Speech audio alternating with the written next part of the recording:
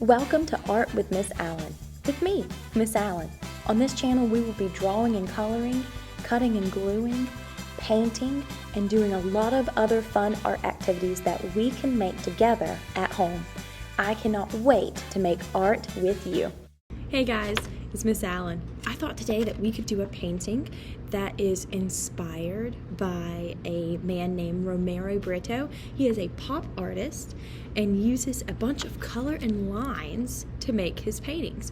One of his all-time favorites that I'll show, or one of my all-time favorites that I'll show you in a little bit, is called Red Heart. And I'll put that up on the screen in just a second. But I thought we could make our own hearts and make them kind of in Romero Britto style with lots of patterns and designs. But let's go ahead and look at his other work and then we can get started. So this is Red Heart by Romero Britto. And you can see that he's taking a basic shape, a heart, and he has divided it with lines and made the background divided with lines as well, so that we have different spaces. Now, for his spaces, he's put different line designs like polka dots and stripes and some others that are up there on the screen, and I think it looks so cool. So I thought today, with our heart, we can try to do something similar. So today, for my supplies, you are going to need a big piece of paper to go under your paper so that you don't get it messy.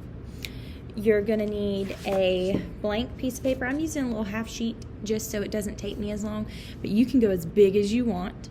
I'm going to use some India ink. Now, India ink is kind of messy. You need to be very careful with India ink. It's very dark, like a Sharpie, and it's permanent. So the reason I'm using it is because it's waterproof, and I'm going to be finishing my picture with watercolor paints today. If you do not have India ink, which I'm betting most of you don't, you can just use Sharpie to draw. You do need to use some type of a permanent marker to draw your picture if you are going to watercolor with the watercolors I'm using. If you don't have watercolors and you don't have paint and you don't know what to do, use a pencil, use markers, use crayons, anything you have, and that will be perfect. I'm just trying a different material today just to show you how it's done. So with that, I'm also going to need a paintbrush. I'm using the itty bitty paintbrush today so I can have some detail work. And I'm going to need 2 cups of water. One is for clean water and one is for dirty when I get to the point where I'm making the watercolor. But let's go ahead and get started. So we'll go ahead and get started. I have my paper. I have my India ink. Remember, if you don't have India ink, you can use a marker like a Sharpie if you're going to use watercolor. Or you can use whatever you have at home and color with whatever you have at home too. If you are using India ink, make sure you've got a parent permission, and we can go ahead and get started.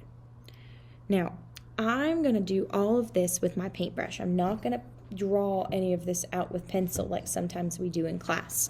But what I'm going to do is on my paper, I'm going to make a super big heart.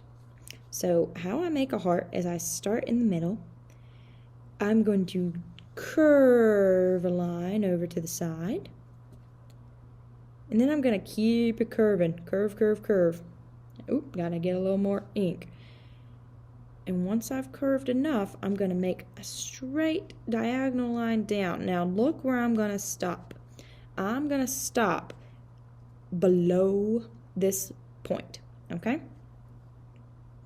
I can do it on this side too.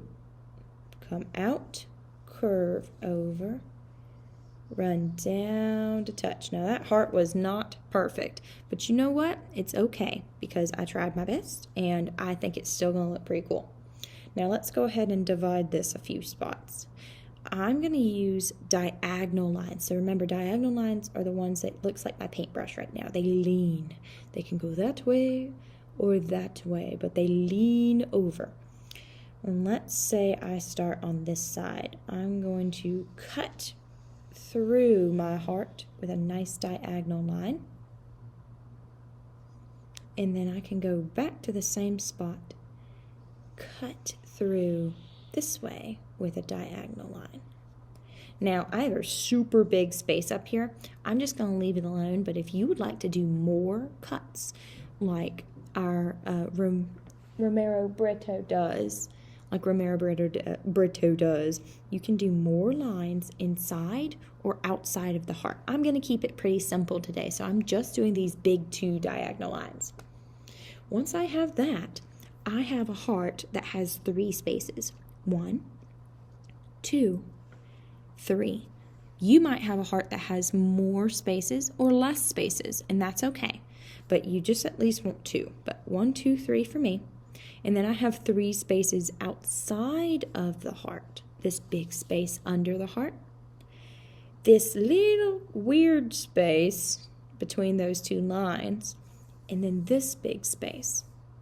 For my heart, I'm going to do a design in each one of these pieces. I'm going to do a pattern. The easiest way to do a pattern is to repeat a line.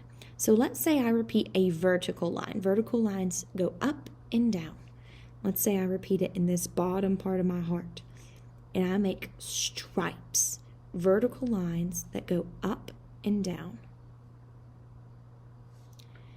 That's a pretty simple pattern. What if I do a different pattern in the big space? What about polka dots? Polka dots are kind of fun because all you have to do is a whole bunch of different circles, and you can make them all kinds of sizes. Small circles, big circles, medium-sized circles. I can even have a couple funny circles on the edges that are half circles, like they're going off of the page, which I think is fun to do. But I'm going to fill this big space with lots of circles. Just like that. And then what could we do in that space? Maybe this space has curvy lines, like a snake. I'm going to do curvy lines. They kind of look like water too, like waves in the ocean. I'm going to do some nice curves to it. Nice. So we have our heart now that's designed. Now I can do a big design here and a big design here. How about I do some nice straight horizontal lines up here? So horizontal lines go straight across.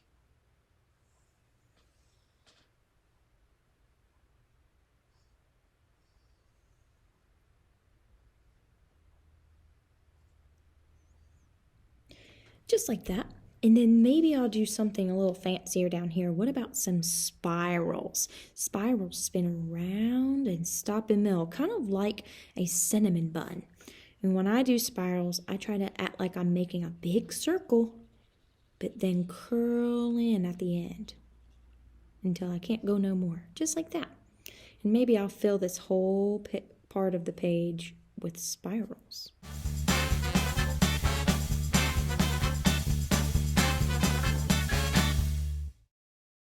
So there's my spirals. I have a pretty cool looking picture. I'm actually going to leave this one alone, and I'm just going to fill this middle space in with color. But if you would like to put another pattern there, you can. But once this dries, we can fill in all of the color parts. So now that it is dry, we can go ahead and paint. I'm using my little brush again, and I've got my tray of watercolors here, and it got a little messy, but not too bad. I have 2 water cups here. I have one in a jar, and I have one in a plastic cup. It's not important that they're different materials. You can have 2 plastic cups, but I try to make sure they look different so that I know what they're for. The reason I'm using 2 cups today is because one of them, this one for me, is going to be the clean water. That's the water that I'm going to use to wake up my watercolor paints. This cup, the back cup, is my dirty water. That's the cup that is going to be used to clean my brush before I get more clean water. I have a paper towel here between my cups so that I can dry my brush off before getting the clean water, and that helps get it clean even more. So let's get started. So let's show you how we wake them up. Maybe my polka dots, for example, are going to be yellow. And if I want to wake up yellow, I get some clean water on my brush, and I'm going to kind of drip some on there and then rub it into the color. That starts to get paint moving inside of that dry little cup. So once I have paint on my brush, I can take that paint and I can move it to my painting. And you don't have to worry about, if you used ink, India ink or Sharpie, you don't have to worry about this paint covering up your picture because you will have plenty of it. Now, I'm starting to get a little low on the yellow paint. When you start getting low on it, what you'll have to do is you'll have to wake it back up. And it looks like I am going to have to wake it up for some of my big circles. How I wake it back up is I clean my brush in the dirty cup, dry it off on the paper towel, get more clean water, and start over with rubbing my paint and waking it up. That just keeps it from getting it's not gunky paint, but it keeps the paint wet so that we can paint with it. So when I want to switch colors, I do the same thing. I wash my brush. Let's say I want a blue background for this polka dot heart. I get clean water. I wake up my blue. And I'll keep going. I'm going to paint until I get all of my paper covered.